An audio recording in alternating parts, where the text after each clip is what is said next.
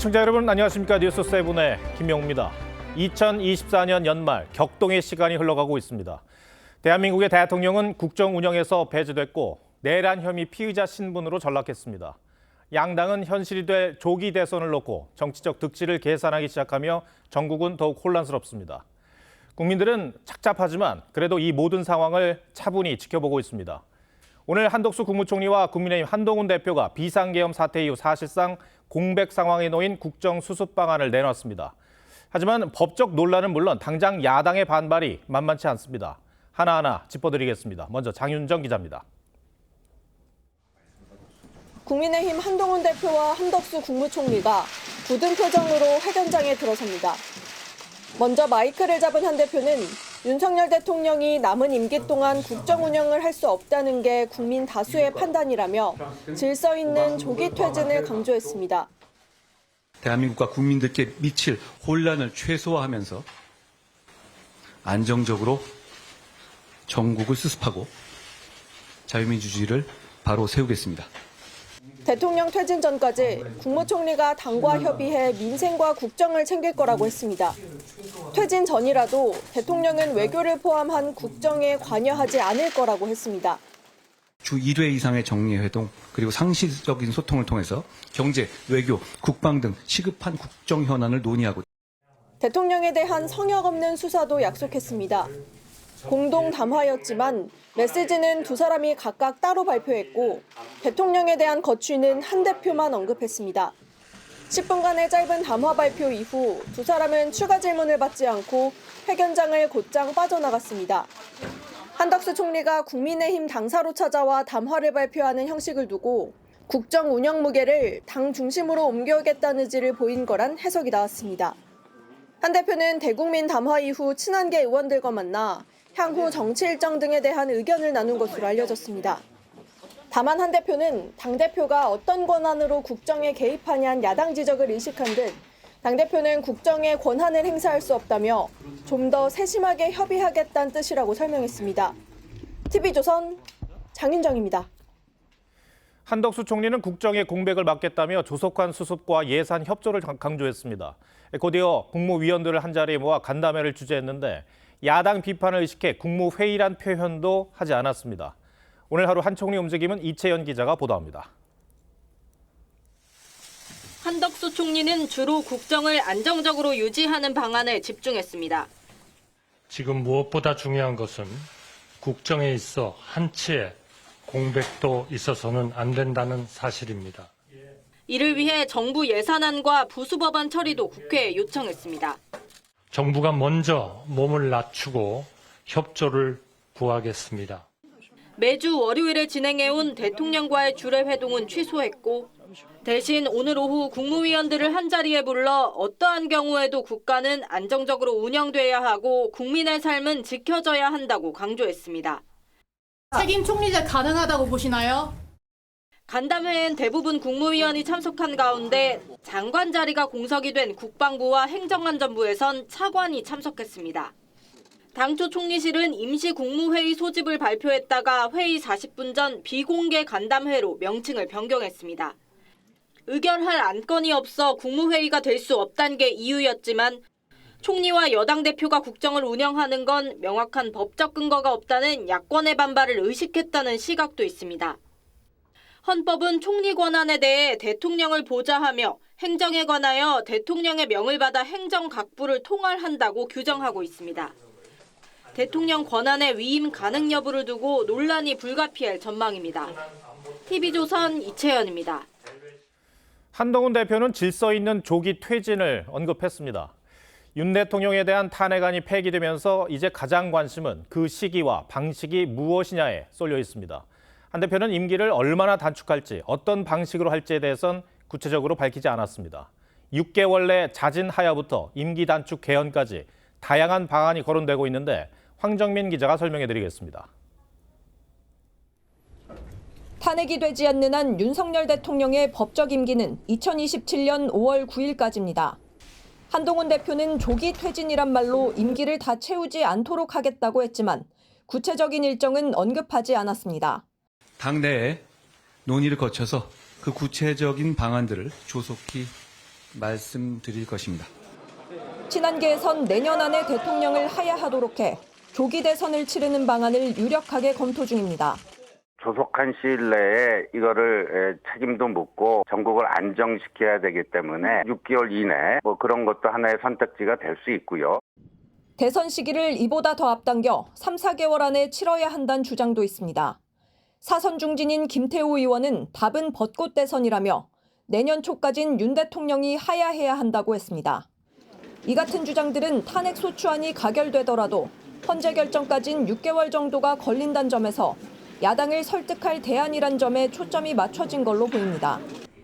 2026년 6월 예정된 지방선거와 함께 4년 중임제 개헌 투표를 실시하는 방식으로 임기 단축 개헌을 하는 방안도 거론되지만 즉각 퇴진을 요구하는 야권에선 현실적으로 받아들이긴 힘든 방식이란 분석입니다. 즉각적인 직무 정지 없이는 이 문제를 근본적으로 해결할 수 없습니다. 6개월이 아니라 6초도 위험합니다. 여야의 극심한 대립 속에 합의안 마련까진 상당한 시일이 걸릴 가능성이 있습니다. TV조선 한정민입니다. 어수선한 전국 상황에서 이상민 행안부 장관이 자진 사퇴한 사실이 뒤늦게 알려졌습니다. 어제 이미 윤석열 대통령에게 사의를 밝혔고 윤 대통령이 수용했다고 합니다. 대통령의 인사권한 논란 속에 이 장관에 대한 탄핵안도 일단 폐기 절차를 밟게 됐습니다. 곽승한 기자입니다. 이상민 행정안전부 장관은 오늘 오후 국민을 편하게 모시지 못하고 대통령을 잘 보좌하지 못한 책임감을 엄중하게 인식한다며 장관직을 내려놓고자 한다는 입장문을 발표했습니다. 비상계엄 사태 이후 닷새 만입니다. 이 장관은 계엄 선포를 주도한 윤석열 대통령, 김용현 전 국방장관과 같은 충암고 출신으로 선포 과정에도 개입한 것 아니냐는 의혹을 받아왔습니다. 이번 사안을 내란죄다, 내란의 동조자다, 내란의 피혐의자다라고 표현하는 부분에 대해서는 좀 더 신중을 기했으면 합니다. 이 장관에 대한 면직안은 오늘 대통령 재가 절차가 이뤄진 걸로 알려졌는데 한동훈 대표가 대통령의 국정운영 배제를 약속한 이후 발표돼 대통령의 인사권에 대한 논란도 불거졌습니다. 민주당은 어제 이 장관에 대한 탄핵 소추안을 국회에 보고했고 오는 10일 본회의 표결이 예정돼 있었습니다. TV조선 곽승한입니다. 네, 보신 것처럼 직무 배제 분위기 속에 윤석열 대통령의 잇따른 인사권 행사 소식이 알려지면서 여러 논란도 이어지고 있습니다. 용산 대통령실 연결해 보겠습니다. 자, 조성우 기자, 행안부 장관과 함께 국정원 1차장 인선도 오늘 오후에 공개가 돼서 논란인데 윤 대통령이 지금도 정부 인사를 직접 하는 겁니까? 네, 신임 국정원 1차장 임명 소식은 오늘 오후 전해졌습니다만 인선을 진행한 건 그제인 지난 6일인 걸로 파악이 됐습니다. 윤 대통령이 계엄 사태 이후 인사권을 행사한 건 김용현 전 장관 후임 국방장관 후보자 지명과 장관급인 진실화의위원장 임명, 그리고 행안부 장관 면직 제가와 국정원 1차장 교체까지 총 4번입니다. 다만 대부분 어제와 그제 인사가 주로 진행돼 오늘 한동훈 대표가 발표한 국정운영 배제와 충돌하진 않는다는 시각도 있습니다. 한 대표도 이상민 장관 사퇴에 대해선 적극적 직무행사라 보기 어렵고 수동적 처리는 있을 수 있다고 여지를 뒀습니다. 이 국정 운영을 당과 정부에 일임한다면 실무적 절차도 뒤따라야 할 텐데 그 부분은 어떻습니까? 대통령실과 총리실 그리고 여당 사이에 구체적인 업무 분장 절차가 마무리되지 않아 당분간 혼선은 불가피할 전망입니다. 대통령실은 현재 비상근무 체제를 이어가는 가운데 극소수 참모들은 윤 대통령이 머물고 있는 관저를 오가며 수습책을 논의 중인 걸로 알려졌습니다. 어제 윤 대통령의 추가 담화 이후 대통령실 차원의 선제적 입장 표명이나 발표는 없는 상황입니다. 한 여권 관계자는 참모들 입장에선 사표 내고 떠나는 게 가장 쉬운 방법이겠지만 국정에 대한 책임감에 힘겹게 버티는 걸로 안다고 전했습니다. 지금까지 용산 대통령실에서 TV조선 조성호입니다. 네, 민주당은 정부 여당을 매섭게 몰아치고 있습니다. 이재명 대표는 총리와 여당 대표가 내놓은 비상계엄 대응책에 대해 2차 내란이 벌어지고 있다고까지 했습니다. 그러면서 여당 일각에서 거론되는 임기 단축 개헌에 대해선 고려할 때가 아니라고 일축했습니다. 민주당은 윤 대통령 탄핵이 이루어질 때까지 매주 추진하겠다고 예고했습니다. 전정원 기자입니다. 이재명 대표는 한덕수 총리와 한동훈 대표가 2차 내란을 벌이려 한다고 비판했습니다. 숨어서 내란 공모 세력을 내세워서 그 내란 상태를 유지하겠다는 얼굴을 바꾼 2차 내란 행위라는 것을 분명히 밝힙니다. 윤석열 대통령이 불법 계엄의 책임을 지지 않고 권한을 넘기는 건 국민을 기만하는 것이라면서 유일한 해법은 사퇴나 탄핵뿐이라고 강조했습니다. 야권에선 한 총리에 대한 탄핵도 시사했습니다. 국무회의에 참석해서 내란과 군사 반란을 방조했던 한덕수 국무총리에 대한 탄핵이 시급하다고 보고 있습니다. 민주당은 윤 대통령 탄핵안이 가결될 때까지 매주 본회의를 열어 투표에 붙인다는 계획입니다.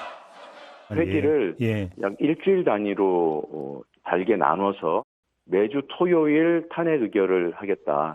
아마 국민의힘은 그 순간순간이 지옥일 겁니다.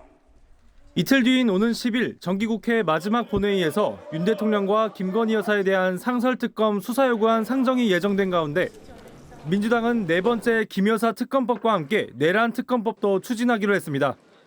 이 대표는 4년 중임 개헌 등 개헌에 대해선 부정적 입장을 밝혔습니다. TV조선 전정원입니다. 민주당 추미애 의원이 계엄 준비 정황이 담긴 문건을 공개한 데 이어 조국혁신당은 다음 주 추진할 윤석열 대통령 2차 탄핵안을 공개했습니다. 내란 혐의와 관련된 정황들을 추가했고 이 명태균 씨 관련 의혹들도 포함됐습니다. 조국 대표의 확정 판결도 대법원이 이 조 대표의 연기 신청을 받아들이지 않으면 이번 주 나옵니다. 신유만 기자가 보도합니다. 조국혁신당 주도로 발표된 2차 탄핵안에는 비상계엄 전후의 상황이 추가로 담겼습니다. 김용현 장관이 계엄 일주일 전 합참에 북한 오물풍선 원점 타격을 지시했지만 거절당했다는 언론 보도 내용이 들어갔습니다. 국지전을 유도해 비상계엄의 명분을 확보하려 했다는 의혹입니다. 김용현 장관이 합참 벙커에 내려가서 합참무장과 합참작전본부장이 지시했던 것은 사실인 것으로. 계엄 직후 윤 대통령이 여야 정치인들을 잡아들이라고 지시했다는 의혹도 포함됐습니다. 윤 대통령이 지난 대선 당시 명태균 씨로부터 여론조사를 무상 제공받고 이후 김영선 의원 공천으로 갚았다는 의혹, 창원 국가산단 지정에 명 씨가 영향력을 행사했다는 의혹도 추가됐습니다. 탄핵 사유를 늘려 여당을 압박하려는 의도로 보입니다. 윤석열의 탄핵 사유는 차고도 넘칩니다. 표결이 열릴 때마다 참여하는 여당 의원은 늘어갈 것입니다. 민주당 추미애 의원은 비상계엄 선포 시 법적 절차와 계엄사령부의 구성 등이 담긴 방첩사령부의 계엄 준비 문건을 입수했다고 밝혔습니다. 방첩사 비서실에서 작성해서 11월경 방첩사령관에게 보고하고 체계적으로 대비한 정황이 확인됩니다. 추 의원은 상당 기간 전에 계엄 준비 명령이 있었다고 볼 수 있다고 주장했는데 문건의 진위 여부는 아직 확인되지 않았습니다. TV조선 신유만입니다. 윤석열 대통령이 직만 유지한 채 사실상 직무를 수행할 수 없게 된 비상한 상황에서 이 대통령의 권한을 국무총리와 여당 대표가 공동 행사하겠다는 방침에 대해 법적 논란이 불거졌습니다. 우원식 국회의장은 긴급 기자회견을 통해 명백한 위헌이라고 잘라 말했습니다. 헌법학자들도 대통령 권한은 일임될 수 없다는 데 무게를 두고 있는데 황선영 기자가 더 구체적으로 전해드리겠습니다. 우원식 국회의장은 긴급 기자회견을 열어 한덕수 총리와 한동훈 대표의 공동 국정 운영 방침은 위헌이라고 비판했습니다.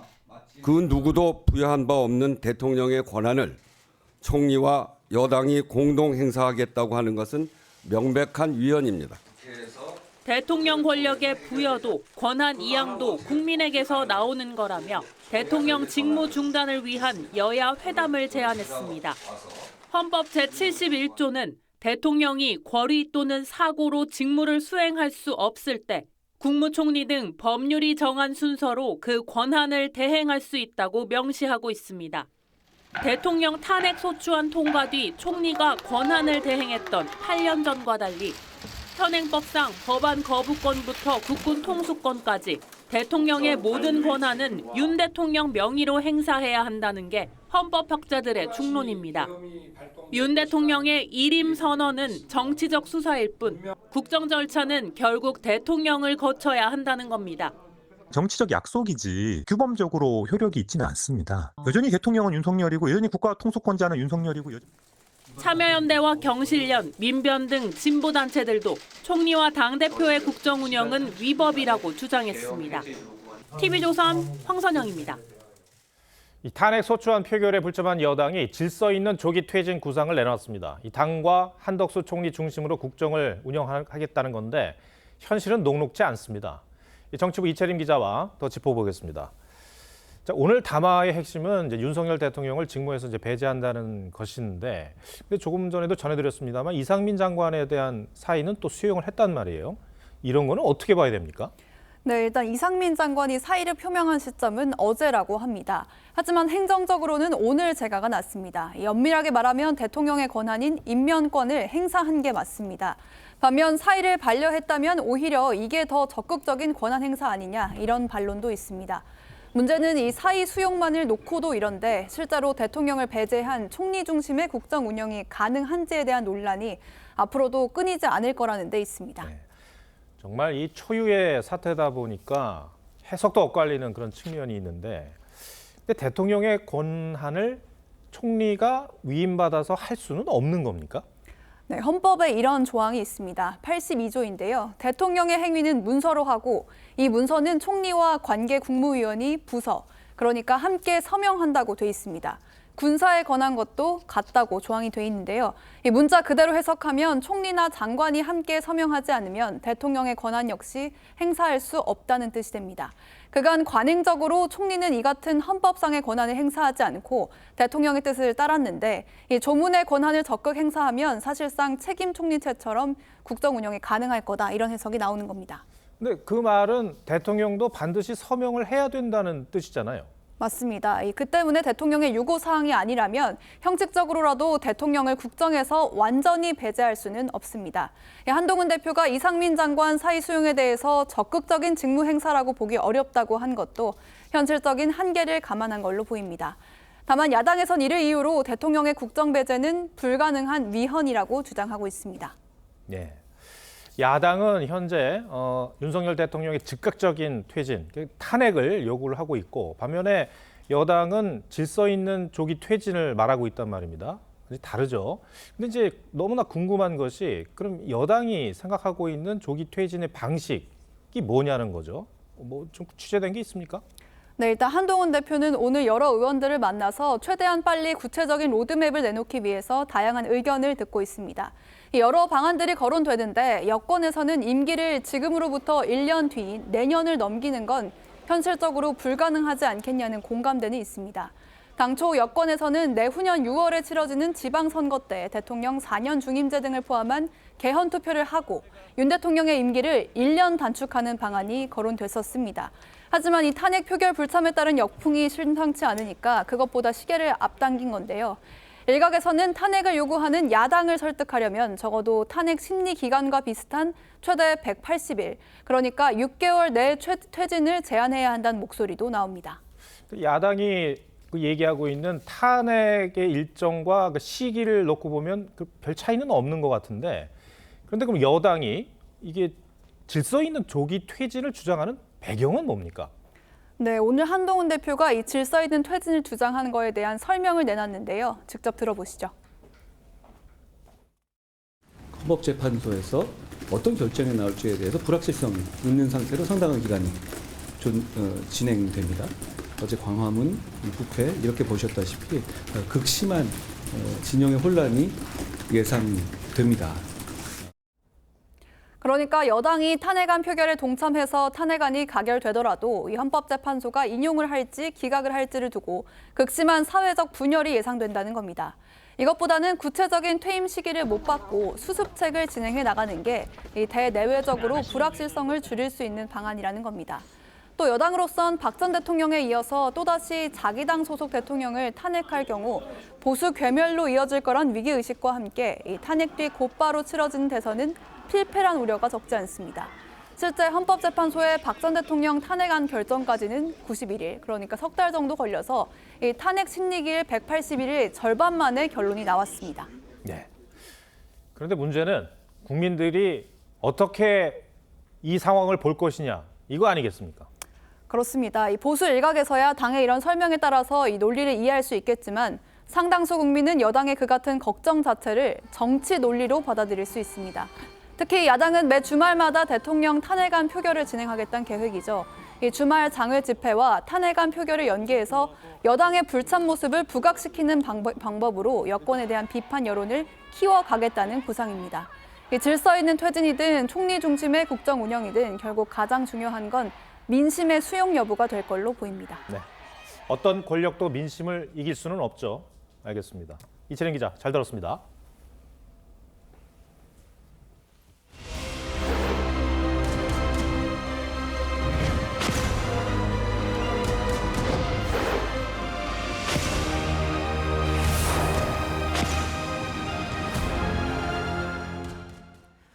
지금부터는 비상계엄 사태 수사 상황을 전해드립니다.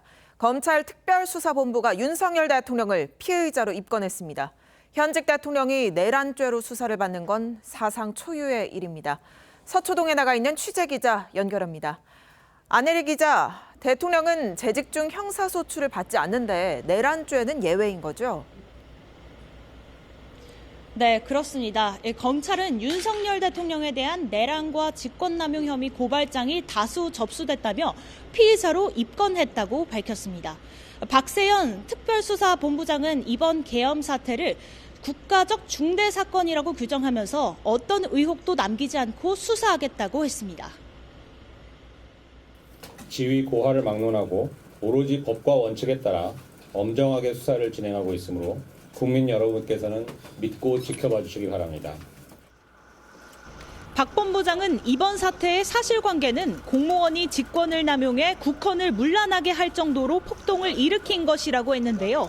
명백히 내란죄에 해당한다고 선언한 셈입니다.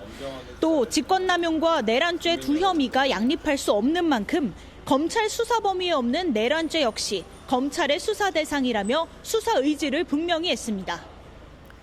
네, 계엄 사태 핵심 인물 김용현 전 국방장관이 오늘 아침 긴급 체포됐는데 지금도 조사가 진행 중입니까? 네, 김용현 전 국방장관은 오후 5시쯤 다시 이곳 서울중앙지검에 출석해 조사를 받고 있습니다.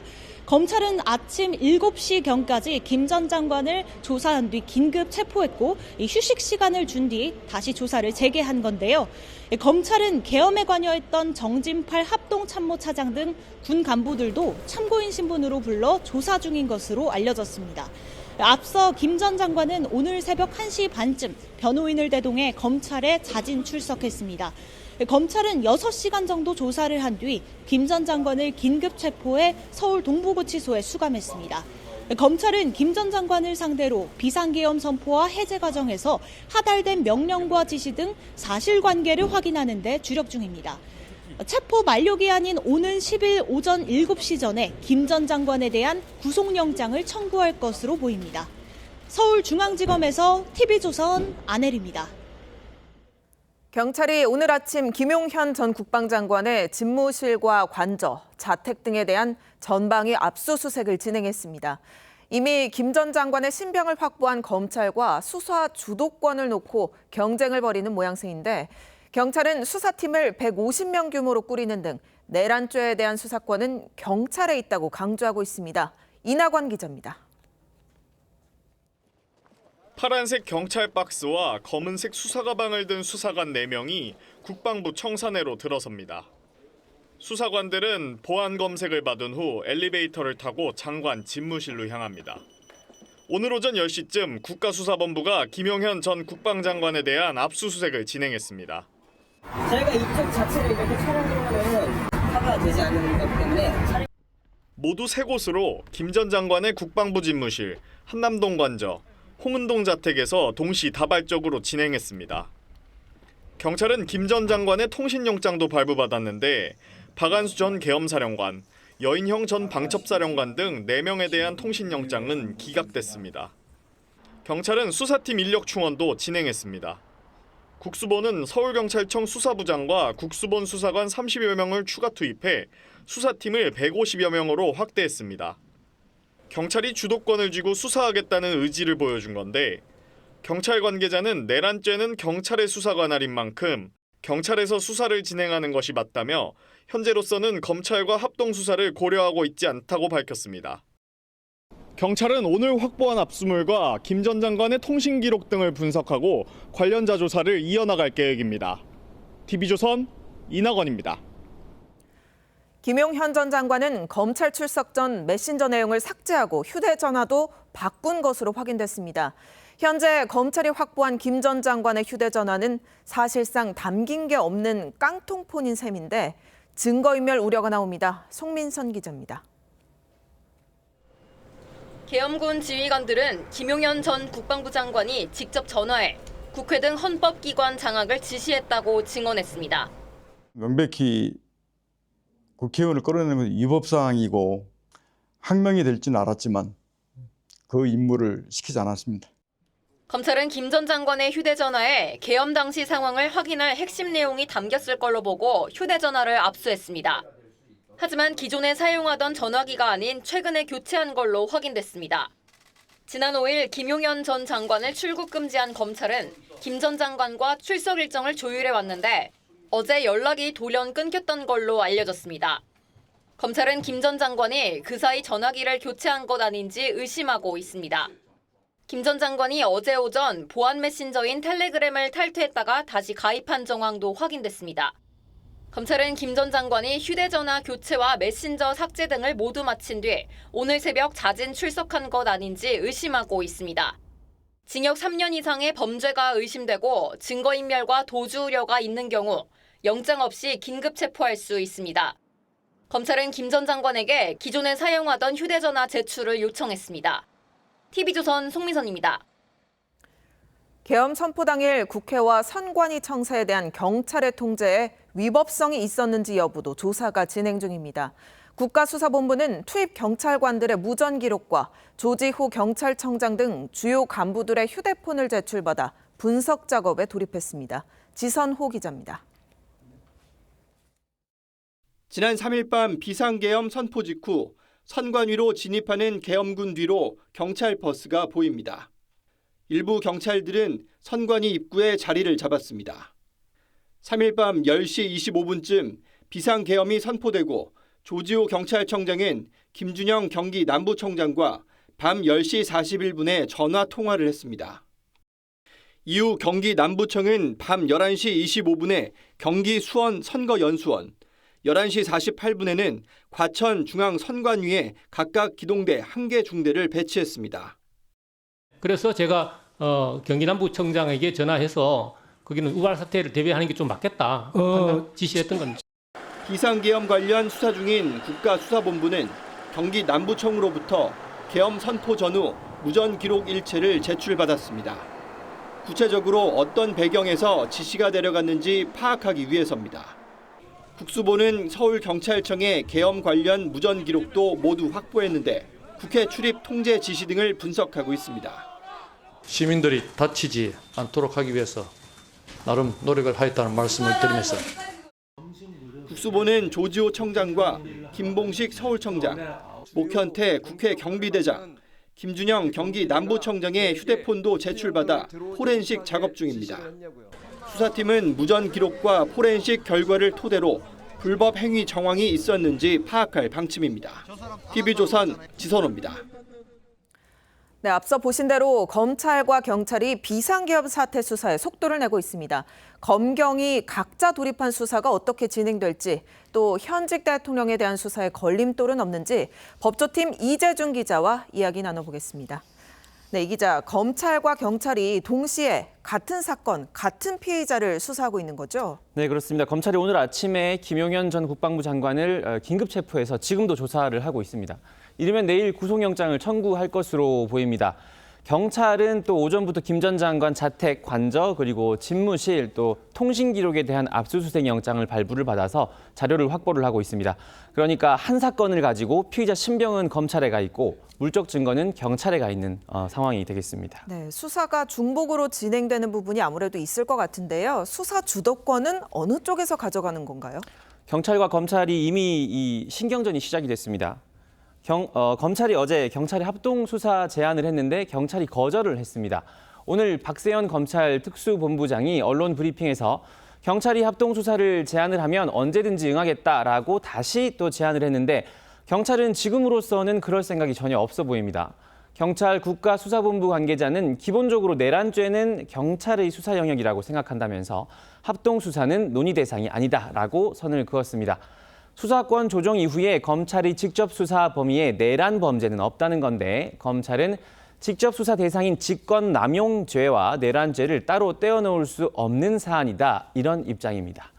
자, 문제는 검찰도 김 전 장관에 대한 구속영장을 청구하고 또 수사를 계속 이어가려면 경찰이 확보한 물적 자료를 살펴봐야 되는데 향후에 검경이 수사를 협력해 나가는 것이 아니라 서로 경쟁하는 구도가 될 경우에 수사가 상당히 비효율적으로 진행이 될 가능성이 있습니다. 그렇군요. 여기에 공수처까지 또 사건을 이첩하라고 요구하고 나섰다면서요? 네, 그렇습니다. 오후에 공수처가 출입 기자들에게 문자를 보냈는데 지난 6일 이 김 전 장관 등에 대해서 공수처가 법원에 영장을 청구했다고 합니다. 그런데 법원이 다른 수사기관이 청구한 것과 영장이 중복된다 이런 이유로 기각을 했다라고 전했습니다. 네. 공수처장 지휘 아래에서 검사 15명과 수사관 36명 전원을 투입해서 수사를 하겠다면서 검경 모두에게 사건을 이첩해달라고 요구를 했습니다. 수사기관끼리 수사 주도권 경쟁을 벌이면서 다소 눈살이 조금 찌푸려지는 그런 상황입니다. 네, 앞으로 수사가 진행되게 되면 수사기관들이 우선적으로 살펴볼 내용 뭐가 될 걸로 봅니까? 네, 수사기관 모두 우선은 내란 혐의 입증에 초기 수사력을 집중을 하고 있습니다. 내란 혐의의 구속 요건 중에 중요한 부분이 국헌문란입니다. 국헌문란에는 헌법기관 무력화라는 개념이 포함이 되어 있는데 지난 3일 비상계엄이 내려졌을 당시에 국회와 선관위 등 헌법기관을 장악하라는 지시를 누가 내렸는지 규명하는 게 핵심입니다. 자, 박안수 계엄사령관, 또 곽종근 전 특수전사령관, 이진우 수방사령관 등 군 장성들이 계엄군 운용 지시를 김 전 장관이 했다고 지목을 하고 있습니다. 김 전 장관의 윗선은 오로지 윤 대통령뿐입니다. 그렇기 때문에 계엄령 선포의 주체이자 국군 통수권자인 윤 대통령이 이 사건이 피의자로 입건될 수밖에 없는 그런 상황입니다. 네, 그런데 현직 대통령에 대한 직접 수사가 가능한 겁니까? 네, 현직 대통령이 이 내란죄로 수사를 받는 건 초유의 일이다. 전례는 없습니다. 다만 이론적으로는 이 강제 수사 또 직접 수사가 충분히 가능합니다. 우리 헌법에 보면 현직 대통령이 형사상 소출을 받지 않는다라고 규정이 되어 있지만 내란죄는 예외입니다. 형사 재판에 넘겨질 수 있다는 건 이 기소를 위한 행위인 압수수색, 체포, 구속 수사 모두 가능하다는 이야기입니다. 이 정치적 상황을 고려하더라도 현재로선 윤 대통령이 강제 수사를 피하기는 어려워 보입니다. 오늘 김 전 장관 자택, 집무실, 휴대전화 등 압수수색이 진행이 됐기 때문에 조만간에 대통령실 등에 대한 압수수색에 수사기관이 착수할 가능성이 있습니다. 자, 그런데 과거 청와대 압수수색의 경우 관례상 수사 인력이 경내로 들어가지는 않고 자료를 외부에서 전달을 받는 형식을 취했습니다. 현재 대통령실이 사실상 마비 상태인 만큼 어떤 방식으로 이 물적 증거가 수사기관에 넘겨질지는 지켜봐야 하는 상황입니다. 네, 그럼 아무래도 수사가 진행되다 보면 윤 대통령 직접 조사도 필요한 시점이 올 것 같은데요. 네, 그렇습니다. 내란 혐의를 입증을 하려면 범죄의 구성 요소죠. 국헌을 문란하게 할 목적이 있었음을 파악을 해야 합니다. 계엄령을 선포한 윤 대통령의 의중을 정확히 확인하기 위해서는 서면 조사가 아니라 직접 조사하는 방법이 필수적인 그런 상황입니다. 다만 그 방식이 관건이 될 것 같습니다. 현직 대통령을 검찰이나 경찰에 직접 출석하게 해서 조사하기에는 현실적으로 쉽지가 않은데 경호나 신변 안전 문제 등 여러 가지 고려해야 될 상황이 있기 때문입니다. 검찰은 지난 7월 김건희 여사도 경호의 이유를 들어서 제3의 장소에서 조사를 한 적이 있습니다. 이번에도 그런 요소들이 고려될 것으로 보입니다. 네, 이 현직 대통령에 대한 수사가 정말 초유의 일인 만큼 어느 기관에서 어떤 방식으로 수사할지 하나하나 짚어볼 내용이 많아 보입니다. 이 기자 잘 들었습니다. 계엄 사태와 관련해 국방부는 여인형 방첩사령관에 이어 방첩사 장성 2명도 직무정지했습니다.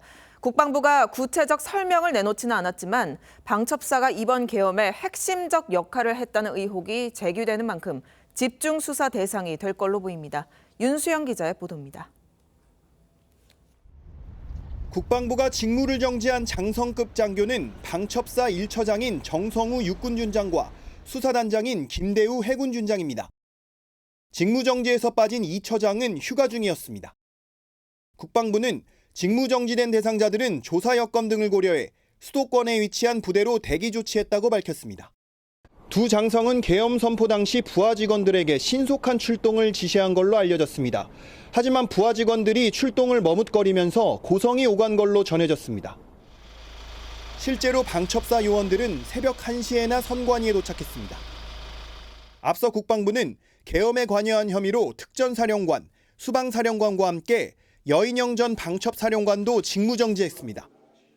여 전 사령관은 김용현 전 국방장관과 계엄을 사전에 모의하고 포고문을 작성한 뒤 정치인 체포에 관여했다는 의혹을 받고 있습니다. 특히 여 전 방첩사령관은 윤 대통령, 김 전 장관과 같은 충암고 라인입니다. 윤석열 대통령, 김용현 장관, 방첩사령관 3명이 충암고잖아요. 하지만 여 전 사령관은 계엄 선포를 미리 알지 못했고 포고문을 작성한 적도 없다며 의혹을 전면 부인하고 있습니다. TV조선 윤수영입니다. 이 와중에 국민의힘에선 어제 사의를 밝힌 추경호 원내대표의 복귀 여부를 두고 계파 갈등이 불거지고 있습니다. 친윤계는 혼란스러운 시기라며 추 원내대표를 재신임해 체제를 유지해야 한다는 입장이지만 친한계는 그렇게 생각하고 있지 않습니다. 엎친 데 덮친 여당 상황을 고희동 기자가 보도합니다. 국민의힘 추경호 원내대표는 어제 대통령 탄핵안이 사실상 부결된 뒤 의원총회에서 원내대표직을 내려놓겠다고 밝혔습니다. 헌정사상 세 번째로 대통령 탄핵 표결이 이루어진 상황에서 책임을 지겠다는 겁니다. 추경호 원내대표께서 사퇴의 의사를 밝히셨고 거기에 대해서 의원분들 토론이 좀 있는 상황입니다. 그 뒤 친윤계 권성동 의원이 나서 재신임을 제안했고 의원 78명 중 73명이 거수로 찬성을 표하며 재신임의 중지를 모았지만 거취를 둘러싼 논란은 계속될 전망입니다. 추 원내대표가 복귀에 부정적인 입장인데다 친한계도 추 원내대표가 비상계엄 표결 당시 의원들의 참석을 방해했다며 책임론을 제기하고 있기 때문입니다.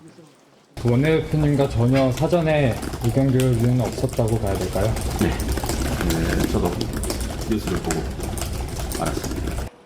친한계에선 비상 상황일수록 당대표와 같은 목소리를 낼 수 있는 원내대표가 필요하다는 분위기가 적지 않은 걸로 전해졌습니다. 한 친한계 의원은 한 대표가 추 원내대표에게 복귀 요청을 하지 않은 것으로 안다고 했습니다. 추 원내대표는 의총 추인을 거쳐 현재 직을 유지하고 있는 상황이지만 개파 간 입장차가 커 한동안 논란이 불가피해 보입니다. TV조선 고희동입니다. 윤석열 대통령의 탄핵소추안은 정족수 200명을 채우지 못해 폐기됐죠. 지난 2012년 19대 국회에서 무기명 투표가 도입된 이후 투표 불성립은 모두 5차례였습니다. 그때마다 정치권은 더 강하게 요동쳤습니다. 이나라 기자가 짚어드립니다. 어젯밤 본회의장 300석 가운데 105석이 빈자리로 남아 있습니다. 국민의힘을 향해 윤 대통령 탄핵안 표결 참여를 호소하던 우원식 국회의장은 3시간여를 기다리다 정족수 미달로 인한 투표 불성립을 선언했습니다. 이 안건에 대한 투표는 성립되지 않았음을 선포합니다. 무기명 투표가 도입된 2012년 19대 국회 이후 5번째 투표 불성립 사례로 우 의장은 양심에 따라 투표하는 것도 무너졌다고 비판했습니다. 헌정사상 첫 투표 불성립 사례는 지난 2015년 박근혜 당시 대통령이 위헌 논란으로 제2요구권을 행사했던 국회법 개정안 재표결이었습니다. 친박계 주도로 새누리당이 불참하며 법안은 폐기됐지만 개파 갈등의 신호탄이 됐습니다. 국회법 일부 개정 법률안 제2의 건이 오늘 본회의에서 투표 불성립으로 사실상 폐기된 것에 대해서 과정위에 어쨌든 국민 여러분께 송구하다는 말씀을 드립니다. 2018년엔 문재인 당시 대통령이 대통령 4년 연임제를 담은 헌법 개정안을 발의했지만 야당의 반대로 폐기됐습니다. 2020년엔 국민이 법안을 직접 발의할 수 있도록 한 국민 발안제도 개헌안, 그리고 특정금융정보법 개정안의 투표가 불성립 사례로 기록됐습니다. TV조선 이나라입니다. 이 계엄 선포 과정에서 주요 쟁점 중 하나가 이 계엄군의 정치인 체포 작전이 실제 있었느냐 하는 겁니다. 관련자들의 주장은 엇갈리고 있습니다. 이런 가운데 김용현 전 국방부 장관이 계엄 상황에선 정치인 체포와 관련된 지시를 하지는 않았다는 증언이 나왔습니다. 하지만 그렇다면 왜 정치인들의 위치를 파악하려 했는지, 체포 명단을 들었다는 주장은 뭔지 여전히 의문입니다. 윤동빈 기자가 취재했습니다. 지난 3일 국회의사당 내 국민의힘 정책위 의장실 문을 열자 모여있는 계엄군들이 빠져나옵니다. 민주당은 CCTV 등을 확인한 결과 우원식 의장과 이재명 대표, 한동훈 대표 등에 대한 체포조가 있었다고 주장했습니다. 여인영 방첩사령관이 10여 명의 정치인 명단을 불러줬다는 홍장원 전 국정원 1차장의 증언도 나왔습니다. 체포조가 나가 있는데 소재 파악이 안 됩니다. 위치 추적을 해달라고 했는데 정확한 워딩은 검거 지원을 요청한다. 하지만 윤석열 대통령은 지난 6일 한동훈 대표와의 만남에서 계엄 선포 당시 정치인 체포 지시는 하지 않았다고 주장한 걸로 알려졌습니다. 김용현 전 국방장관도 검찰 출석 전 TV조선에 주요 정치인들에 대한 위치 확인을 지시했을 뿐 체포나 구금을 지시한 적은 없다고 주장했습니다. 당시 합참 벙커에서 상황을 지켜본 한 군 관계자는 김용현 전 장관이 무언가를 막으란 지시만 계속했을 뿐 누군가를 체포하란 지시는 듣지 못했다고 말했습니다. 다만 김 전 장관이 정치인 체포를 계엄 실행 이전에 사전 지시했을 가능성은 배제할 수 없습니다. 또 정치인들의 위치 파악을 요청한 이유 역시 석연치 않은 만큼 체포 지시 여부는 결국 수사를 통해 밝혀질 걸로 보입니다. TV조선 윤동빈입니다. 계엄 사태로 정부의 경제 정책은 사실상 표류 중입니다. 당장 내년 예산안도 확정되지 않았고 금투세 폐지 등 굵직한 정책들도 갈피를 잡지 못하고 있습니다. 최상목 경제부총리는 긴급회의를 열고 내년 예산을 신속히 확정해달라고 국회에 호소했습니다. 송무빈 기자입니다. 각 부처 장관들과 함께 단상에 선 최상목 경제부총리 겸 기재부 장관. 가장 먼저 계엄 사태로 흔들리고 있는 국가 신뢰도 회복에 만전을 기하겠다고 말했습니다. 국제신용평가사들과 직접 만나고 국제금융협력대사를 국제기구와 주요국에 파견하겠습니다. 그러면서 여야가 경제정책만큼은 조속히 처리해달라며 정부도 적극 협조하겠다고 강조했습니다. 2025년 예산안이 내년 초부터 정상적으로 집행될 수 있도록 신속히 확정해 주시길 요청드립니다. 이번 계엄 사태로 내년 예산안은 통과 시점을 기약할 수 없는 상황입니다. 특히 야당이 4조 원 감액 예산안을 강행하려던 상황에서 계엄 사태가 터져 실마리를 찾기가 쉽지 않습니다. 이대로 간다면 헌정 사상 처음으로 전년도 예산안을 준용해서 쓰는 준예산이 편성될 우려도 있습니다. 정부가 추진 중인 금투세 폐지와 반도체 특별법 등도 모두 제자리 걸음입니다. 외국인은 사흘새 증시에서 1조 원 넘게 투자금을 빼갔고 환율도 1,400원대에서 고공행진 중입니다. 해외 투자은행들은 내년 우리 경제 성장률 전망을 1% 중반까지 낮췄습니다. 트럼프표 악재에 대응할 컨트롤 타워가 식물화된 상황에서 탄핵 정국이 변동성을 더 키우면서 국내 증시와 내수의 추가 위축은 피하기 어려울 거라는 관측이 나옵니다. TV조선 송무빈입니다. 여행업계에도 비상이 걸렸습니다. 세계 각국이 자국민들에게 한국 여행 자제를 권고하면서 외국인 관광객이 눈에 띄게 줄었고 예약 취소도 잇따르고 있습니다. 유혜림 기자가 여행업계 목소리를 들어봤습니다. 계엄 사태 후 첫 주말을 맞은 서울 명동. 평소보다 줄어든 외국인 관광객에 상인들의 표정이 어둡습니다. 발디딜 틈이 없는데 지금 뭐 3분의 1도 안 되고 외국 관광객들이 지금 무서워서 한국 오겠습니까? 한국을 여행 중인 외국인들은 고국에서 안부 전화를 받았다며 놀란 가슴을 쓸어내렸습니다. My brother in Sweden called me and he was like, "You need to check the news. Something is going on." So, yeah, that was obviously a bit scary.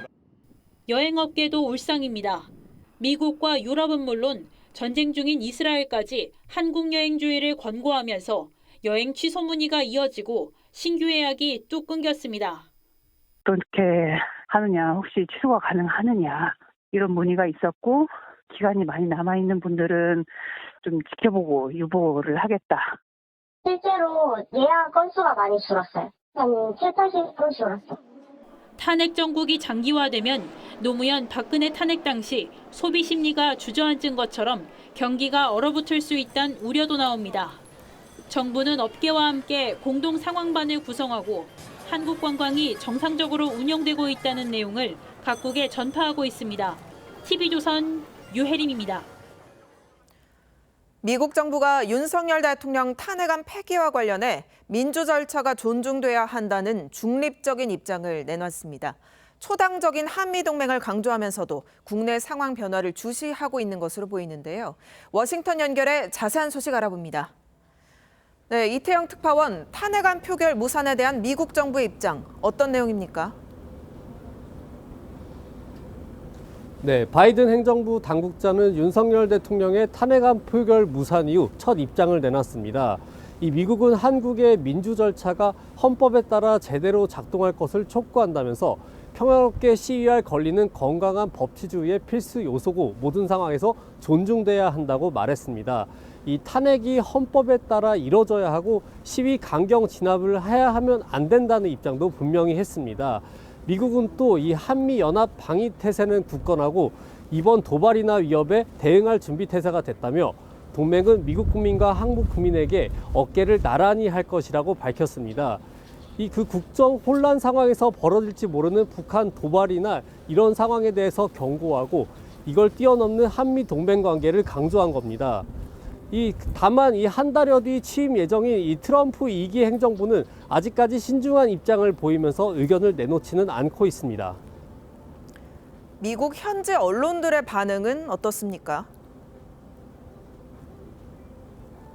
네, 이번 탄핵 무산으로 오히려 이 불확실성이 커졌다면서 우려 섞인 반응을 내놓고 있습니다. 이 뉴욕타임스는 미국의 가장 중요한 동맹국이자 이 정치적 불확실성 혼란이 장기화될 수 있다는 입장을 밝히기도 했는데요. 이제 워싱턴 포스트 같은 경우는 이 표결이 이제 불발되면서 더 많은 정치적 혼란과 이 대통령 사임에 대한 요구가 커질 가능성이 크다고 보도했습니다. 월스트리트 저널은 여당이 국가보다 이 국민을 더 생각을 해야 된다면서 이런 입장을 밝혔습니다. 지금까지 워싱턴에서 TV조선 이태형입니다. 네, 미국뿐 아니라 세계 각국 언론들이 현재 한국의 혼란한 상황을 대서특필하면서 큰 관심을 이어가고 있습니다. 계엄 후폭풍 기사를 쏟아내고 있는 일본과 중국은 한국의 정치적 혼란이 길어질 것으로 내다봤습니다. 유럽 언론들의 평가는 훨씬 매서웠는데 특히 탄핵 표결 무산이 국민의 기대를 저버린 것이라고 비판했습니다. 신은석 기자입니다. 윤석열 대통령 탄핵 촉구 집회 현장엔 외신 기자들도 있었습니다. Tens of thousands of demonstrators braved the freezing temperatures here in Seoul and gathered outside the National Assembly and elsewhere in the country. 이들은 국민의힘이 탄핵 투표 자체를 거부한 걸 엄중히 짚었습니다. 프랑스 르몽드는 대통령 연설은 국민 분노를 진정시키지 못했고 수만 명의 시위에도 여당 보이콧으로 표결이 진행되지 못했다고 비판했습니다. 영국 BBC는 탄핵에 대한 희망이 사라지는 걸 지켜보는 한국 시위대를 기사 제목으로 뽑았습니다. 유럽 언론은 한국의 정치 혼란이 더 길어질 것으로 전망했습니다. 이탈리아 일간지는 윤 대통령이 법적 책임을 묻지 않는다는 조건으로 자진 사퇴할 가능성을 열어뒀습니다. 일본 언론들은 특집 코너까지 만들어 보도 중인데 한국 역사상 가장 이해하기 어려운 사건이라고 규정했습니다. 중국 언론은 폐기된 탄핵소추안에 윤 대통령이 북한, 중국, 러시아를 적대하고 일본 중심의 외교 정책을 고집했다는 내용이 포함됐던 데 주목했습니다. 한 저명 언론인은 윤 대통령 타도 분위기가 고조될 것으로도 내다봤습니다. 이런 가운데 태국에 이어 중국 관광지에서도 한국인 여행객이 원화 환전을 거부당했다는 주장이 제기됐습니다. TV조선 신은서입니다. 네, 이번 계엄 사태에 대한 안타까움을 전하기도 한 한강 작가는 이틀 뒤 열리는 노벨상 시상식에 앞서 현지 강연을 했습니다. 작가로서의 삶을 되돌아보고 앞으로의 활동에 대해서도 이야기했습니다. 구민성 기자입니다. 박수를 받으며 강연장으로 들어서는 한강 작가. 한국어로 진행된 노벨문학상 수상자 강연에서 문학은 어둠을 밝히는 빛이자 서로를 연결하는 실이라며 빛과 실이라는 제목으로 작가로서의 삶을 회고했습니다. 세상의 폭력과 아름다움을 사이에 둔 긴장과 내적 투쟁이 2021년 작별하지 않는다까지의 동력이었다고 털어놨습니다. 세계는 왜 이토록 폭력적이고 고통스러운가? 동시에 세계는 어떻게 이렇게 아름다운가? 그러나 한강은 2, 3년 전부터 그 생각을 의심했다고 했습니다. 어쩌면 내 모든 질문들의 가장 깊은 겹은 언제나 사랑을 향하고 있었던 것 아닐까? 그것이 내 삶의 가장 오래고 근원적인 배움이었던 것은 아닐까? 전반적인 작품 세계를 돌아보며 개별 작품에 대한 개인적인 소회와 감정도 전달했습니다. 5.18 광주 민주항쟁을 다룬 소년이 온다는 어린 시절 광주 사진첩을 우연히 접하고 결국 집필에까지 이르게 됐습니다. 인간의 잔혹성과 존엄함이 극한의 형태로 동시에 존재했던 시공간을 광주라고 부를 때 광주는 더 이상 한 도시를 가리키는 고유 명사가 아니라 보통 명사가 된다는 것을 꽤 긴 시간 동안 다음 소설을 완성하지 못하고 있다는 한강은 차기작으로 태어난 지 2시간 만에 세상을 떠났던 언니를 다룬 소설을 준비하고 있다고 전했습니다. TV조선 구민성입니다.